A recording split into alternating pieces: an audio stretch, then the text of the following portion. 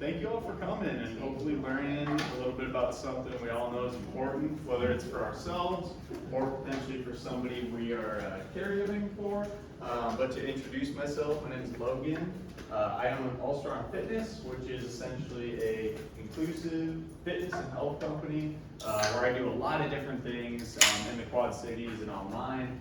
Some of the stuff I do in the Quad Cities involves teaching fitness classes at K-Side, Senior Center over in Davenport. I also teach an exercise class to a group of retired sisters in faith over in Assumption High School, right next to Assumption. They have the diocese there. In addition to that, I write newspaper articles for the Quad City Times in like the senior section. I write for QC, let's see here now, it's 50 Plus Lifestyles, which is a senior magazine that's free publication for everyone to get into. So those are a few things you may have seen me in. In addition to that, I make a lot of videos online on my YouTube channel, again, kind of just to promote inclusive fitness and health in seniors. In addition to that, I do a lot of stuff with individuals with special needs as well. Special Olympics is one of the people I've partnered with a lot, specifically Iowa, in helping to educate some of the athletes about health, fitness, and teaching them about working out and just being fit, right? So that's kind of my general background, and again, as we kind of mentioned, we're all here to learn about fall prevention. We all know it's super important, and some of the things I'm going to say are probably going to be a reiteration or just something that we already know, but hopefully by the end of this, you realize, again, like taking some actions to help prevent falls in your life will not only increase your quality of life, but help the others around you too. So not only is it your life that this will help, but it'll put less stress on others too, which at the end of the day is a cool thing. So fall prevention, what is it? And I also say, I'll say fall prevention and fall reduction kind of loose and interchange. We obviously can't fully prevent falls, like that doesn't exist. It'd be great if it did, but so we're trying to reduce falls from happening and potential bad side effects from happening. So fall reduction, basically any way we can reduce anything fall related happening in your life. And this can be done through a lot of different ways. Normally people, the first thing they'll think about is, I need to improve my balance, right? And that's a super important component and one we'll kind of touch on, and I'll give it a few general exercises. But in addition to this, there's a lot of other facets. Your environment, different aids that people use. You can think of like bathroom. Potentially, some of those individuals have homes where they have ramps built up to their homes instead of having normal steps. That's another way to reduce the risk of falls. So it goes beyond just the normal stuff that our body can do, but there's a lot of other facets into it that you can potentially consider if you're, again, thinking about a loved one or structuring a life for yourself. It's different for everyone. As I mentioned, some people are going to be a little more casual, where it's like, I'm just going to do some classes, stay steady on my feet. Some individuals who have a little worse off situation, I should say, might be more concerned with getting, certain mats set around their home, not having rugs in their home. Just a bunch of different little things you don't think about until you actually think about, like, how many fall risks did it take when you were coming in here? There's steps to get into the door, it was wet outside, potentially maybe you were rushing. So all those things are something to consider when you're trying to reduce falls. Some people might need to be a little more focused in their look, while others a little more casual. Okay, so also too, I forgot, I gave those sheets out. Those are kind of just like follow-along take-home points, so feel free to fill them out. You probably could fill it out before I even started, but just taking some of the points, maybe one big key thing from each area as a take-home point for you. So why should you be concerned? Why should you be concerned? And obviously, like falling, there's a lot of different things that can come with that. One of the first things that I think of, and it's probably not what you're thinking of, but it's actually the embarrassment factor of falling. How many times when you're out in public, maybe not yourself, but you could see somebody who's a little older and struggle with falling, you can tell on their face it's a little embarrassing, right? It's not fun to go around and be unsteady on your feet. There's a large social component in trying to reduce falls. Can't enjoy life as much. So think about going into showers too. Maybe you have somebody that helps you in the shower, or have a loved one that needs help in the shower. You know, that's a little embarrassing, and I think it's kind of the elephant in the room, right? It's something we don't want to talk about, but super important because of that embarrassment factor. One of the things that I think about, one of the older gentlemen that I used to work with, he wanted to get better at getting up and out of the chair. That's something super common in a lot of seniors. It's getting enough leg and core strength to be able to do that, right? One of the reasons why is because when he was out at restaurants is because he literally could not get out of the chair without it. So not only his balance was off, but his strength was off. So he had to grab the table, grab his chair, and somebody else essentially had to get him up, help him in position. It's very embarrassing, right? It's very embarrassing. So again, that's just kind of talking about what are some of the reasons we should be concerned. Embarrassment is a huge factor. It's kind of a shock factor, not something I really want to push upon people, but something to consider. What about not having the strength to get back up? If you've fallen and you have the strength to get back up, that's great, right? You know, but there's a lot of older adults that I work with who don't even have the strength to get back up. Somebody in my family recently had a fall and he did not have the strength to get back up. He also did not have a way to communicate with somebody. Because of this, he literally was on his floor for almost 24 hours before somebody could come. Essentially somebody who just was checking in on him informally, not even consistently. It was a friend, right? He found him.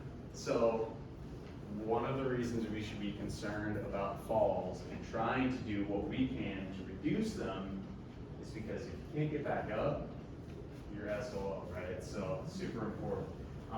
Also important too to try to build that strength in case we do fall to get back up. Another aspect of this that I kind of wrote too is that you're then reliant on others. If you don't have the strength to get off the ground, you're relying on others, which kind of goes back to the embarrassment factor. I know for myself personally, I want to be as independent in my life as possible, and I think that goes to everyone else in the room as well. We want to live independent and free life. We obviously rely on others for some stuff, that's never going to go away, but if we have to rely on people to help pick us up off the floor after it's happened, again, kind of embarrassing, but also it takes a little bit of your dignity away too. Next, breaking bones, right? Older adults, super common. If they're gonna fall, they're going to fracture a bone. I wrote a fact from the CDC here, 65 and older individuals, 34,000 deaths in 2019 from breaking bones and falls, and this was actually the leading cause of injury death. So not like a heart attack, but something where it's kind of immediate injury related, right? So fall, trauma from the fall. It's quite a lot. That was in 2019. You could assume that with older populations increasing their lifespan, that would probably go up. So breaking bones. One of the big things that I always want to reiterate too is that older adults typically have osteoporosis, which is just the basically the bone mineral density, or how strong your bones are. It goes down as you age, and this is due to a few different things. Some is hormonal. A large part of it is actually just putting less stress on the bone, so maybe being less physically active, not resistance training as much. So osteoporosis Plus, falling is a recipe for disaster.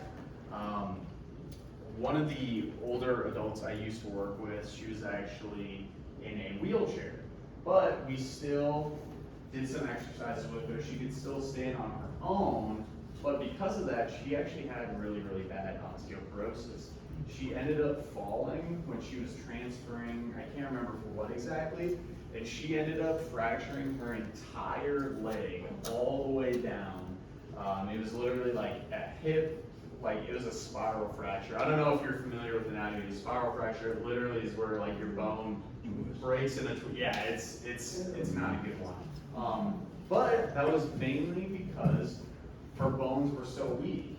If they weren't as weak and she kind of took care of it a little bit more, she would have been able to avoid the bone breaking. So it's not necessarily that breaking bones causes the fall, right? But if you are falling and you have osteoporosis or just don't take care of it that much, it can be a huge concern. Kind of along the same lines of if you are getting all those fractures and stuff, healthcare costs. Again, another fact from the CDC, 2015, 50 billion in medical costs due to fall-related issues.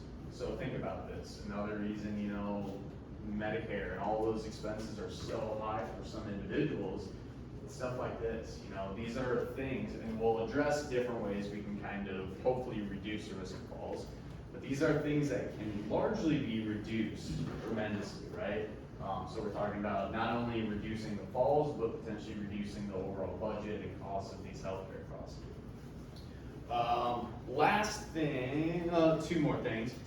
Head trauma. So head trauma, brain injury, super obviously important. If we've kind of realized with the NFL recently, with all the concussion protocol changes, how important it is to obviously not have successive blows to the head your entire life. But that can just happen once too, right? And even with a fall, that can happen immediately. You know, somebody could go outside right now and slip and fall, hit their head, and it could be seriously something that changes your life. So again, if we're trying to reduce falls, avoiding head injury is a super, super big thing. Also, a lot of older adults are on numerous different blood thinner medications. So head trauma plus some of these different medications can actually exacerbate the injury to the head and cause a lot of complications, right? So the last thing, and perhaps I think one of the biggest things that falling actually does and why you should be concerned with it is it changes your psychology about being physically active. And what I mean by that is you're afraid to fall. And because somebody is afraid to fall, they're going to be less physically active. And if somebody's less physically active, the chances of them falling go up.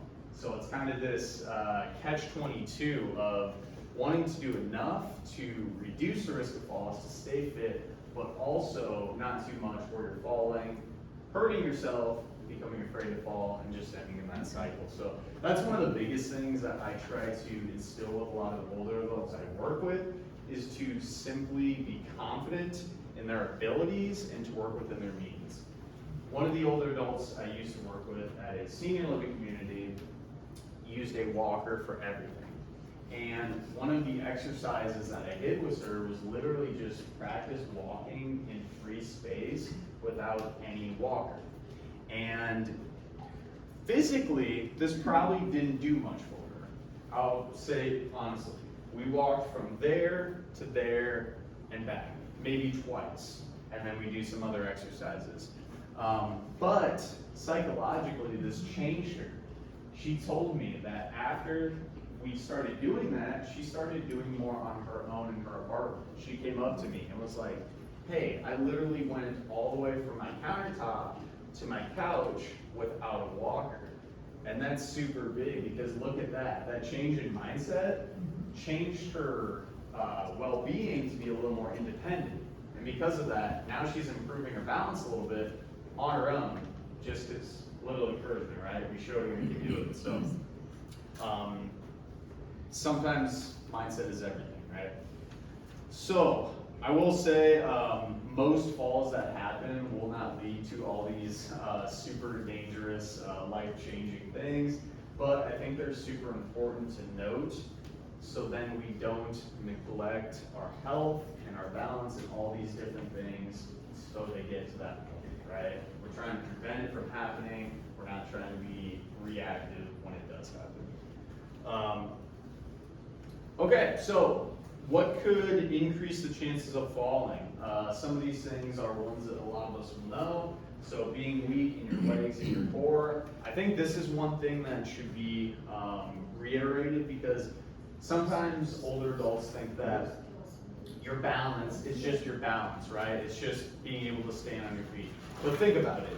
To balance, you need to have ankles that work properly. You need to have knees that work properly, hips that work properly, core that works properly. If one of these falters, say your ankle for example, you're not going to be as steady on your feet, right? It's going to be more unstable, which affects your balance.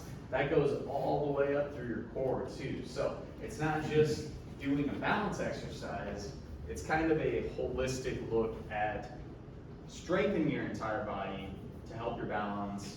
If your balance is good, it'll then strengthen the rest of your body, right? So not just balance, legs and core. This is something that I find interesting, and I still don't know a lot of the research on it, but vitamin D deficiency, not fully sure the scope of that, but there's some good data that older adults who are deficient in vitamin D, are at increased risk of falls. Also, vitamin D, the more you have of it, the better it helps to absorb calcium, which as we know is one of the really important minerals that helps keep our bone healthy. So kind of back to that osteoporosis thing, just making sure we're getting good sources of vitamin D if we're able to, or if we're deficient, which I believe that should be part of a lot of panels for adults. I know my grandma, I think she gets hers checked. I'm not entirely sure on that, but definitely something to consider. Difficulties with walking and balance. This is something we all know, right?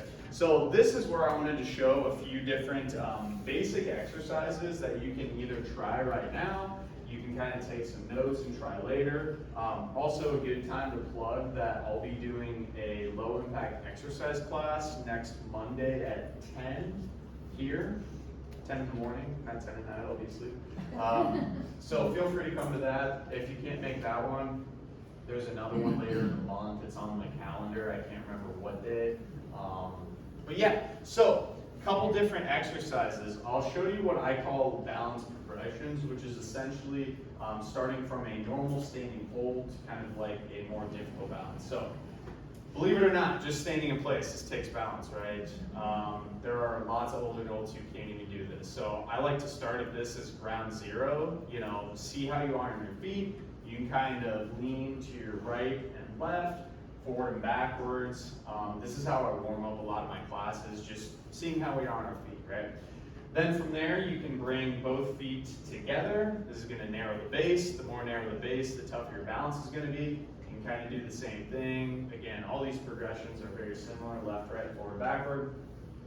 And then the next one is half step hold. This is also called the tandem hold. So essentially you're just staggering your feet a tiny bit. Same thing, left, right, forward, backward. And again, you're just kind of assessing your balance. You're seeing what's difficult for you, finding what's a little difficult, but not too much, and then sticking with that to balance. That's all these exercises. And then the last one's heel to toe, same thing, left, right, forward, backward. You might be able to do all those without moving at all, but that's kind of a general progression of what I do with a lot of people. Make sure you do it on both sides, so if you do have your feet staggered, just have equal balance work with your muscles. So that's balance progressions. After that, that's kind of a static movement, so you're standing in place. Dynamic balance is important too. That's like walking out to your car. You need to be able to have good balance to catch yourself in that situation. If you're going out in traffic, and you have to navigate those different things, that's dynamic balance. You're moving.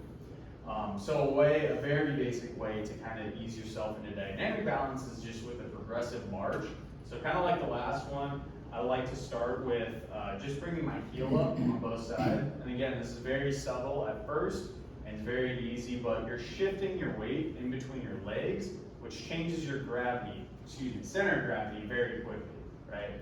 Also, it strengthens all the leg too. When you're doing this, about 80% of my weight is now in that one foot.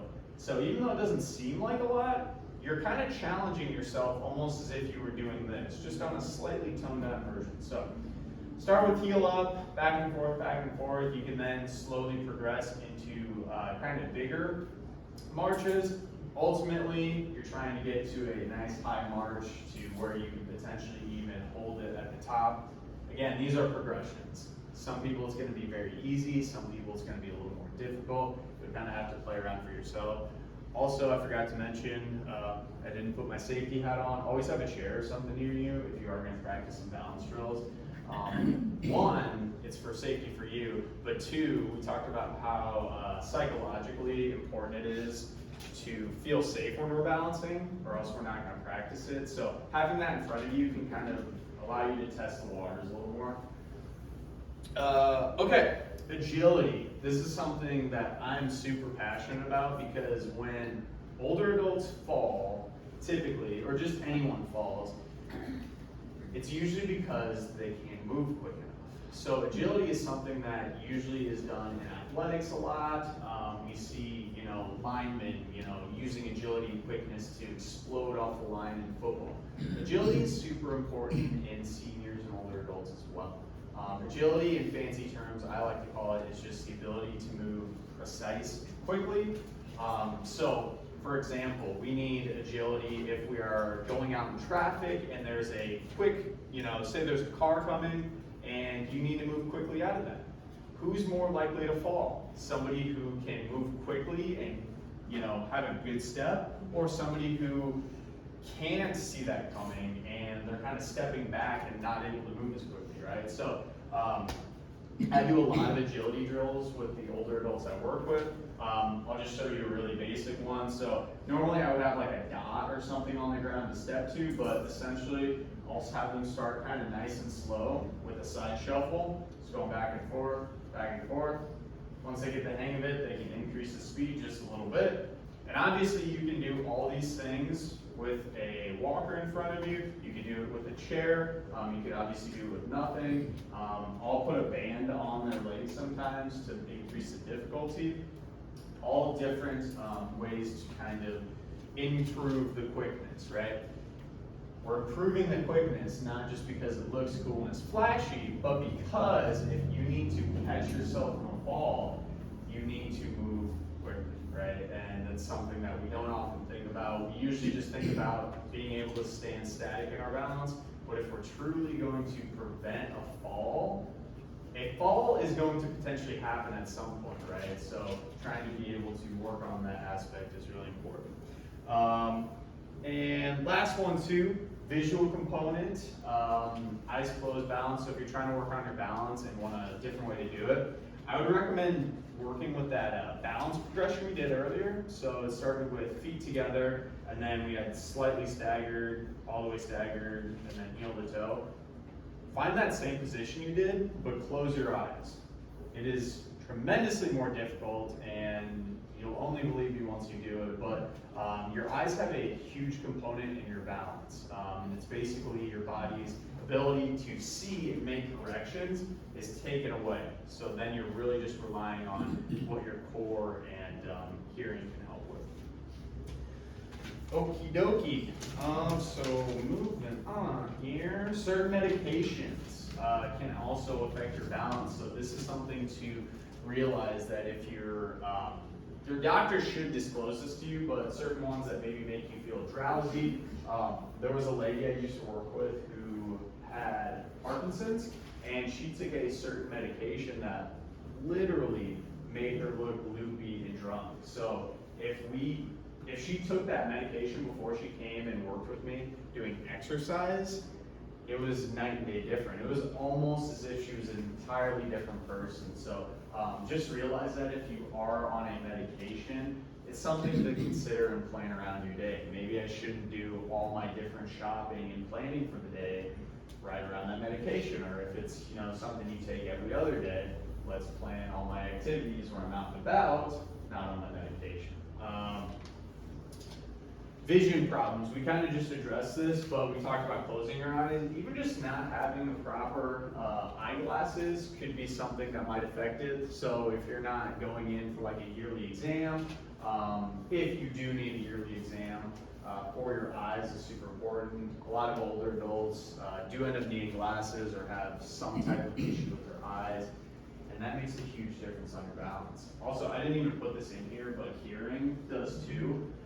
So if you are somebody with a hearing aid, it's all part of this vestibular sense. It's basically your brain's ability to use the hearing and your vision to assist in your balance. So just kind of something that I learned fairly recently, but I think is super interesting as well. Proper footwear. Think about the type of shoes you wear.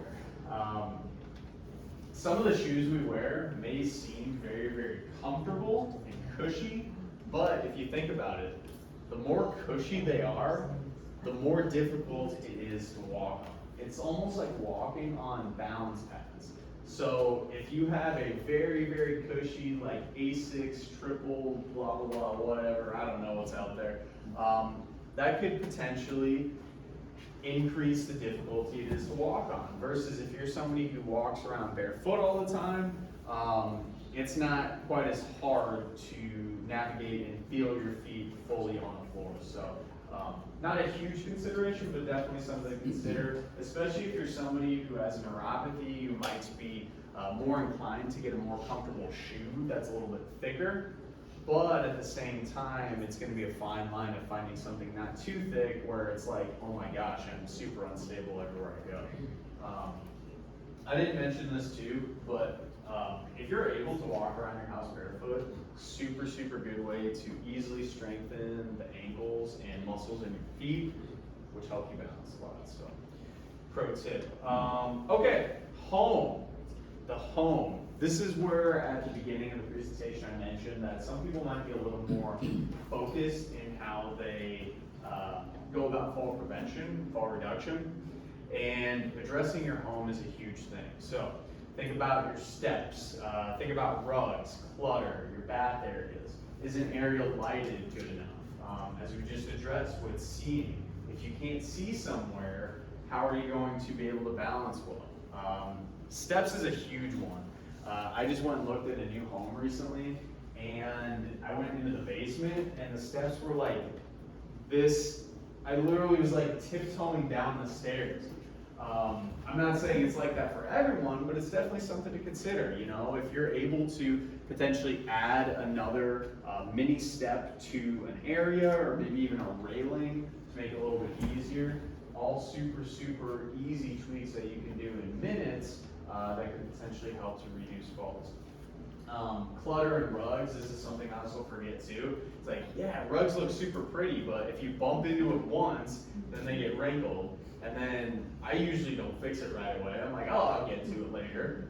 It's not that big of a deal for me, but if you're an older adult, or maybe you have a spouse who can't get around as easily, you could kick something on the ground, and then later, maybe they don't have good agility and quickness, maybe they don't have the best balance, they don't see it, they can't react, and there's a fall. So all these different things, I'd highly recommend when you go home, just kind of scan around. Scan your area down there and think, you know, if I had somebody who was very, very old here, going around my home, would it be a fall risk? And it's not like you need to change something, but it's just something to consider. Last thing, time frames. If you are moving quickly through life, the chances are you think about actually taking your time to move your body properly is not going to happen, right? So during the winter time especially, I think this is important to reiterate. Give yourself way more time than you need to get to a place, not only with driving conditions, but also falling. Think about it. If you have a doctor's appointment in 15 minutes and it's icy out, you're gonna want to get to that doctor's appointment because it's probably gonna be like 6 months until you can get to him next time. So instead of being careful and like scanning the area ahead of time, making sure you have enough space to get up and do your thing, making sure the sidewalk is de-ice properly. You might just go gung-ho, not even think about that stuff, slip, fall, and you're going to the doctor for the emergency room instead of just a skin checkup, right?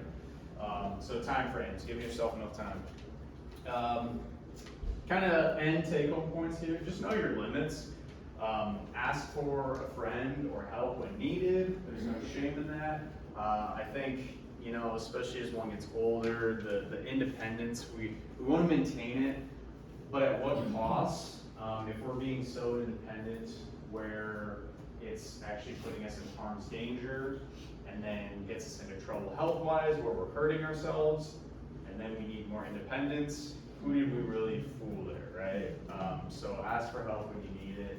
There's no shame in that, and people are willing to help. Everyone loves to help. I'm sure all y'all would help each other in a heartbeat, except maybe you. Hey, I'm 65. You're young. You're a young. Yeah, you're young. Yeah, so you got a few years. I know. Spend the new gene sequencing. It might just live half your age. So don't be afraid to make changes, right? You can literally do anything. Life is an experiment. Try something. If it doesn't work, okay, then it doesn't work, right? Preventing falls means taking preventative action. This is something that really gets my gears going when it comes to like fitness and health. The best way to reduce falls is to do actions that basically get you strong and lead you to not fall. So with all things health, you have to be preventative, you have to be practicing your balance, strengthening your body, keeping as active as possible, because if you don't, it's going to increase your chances of falling. Simple as that. So do what you can.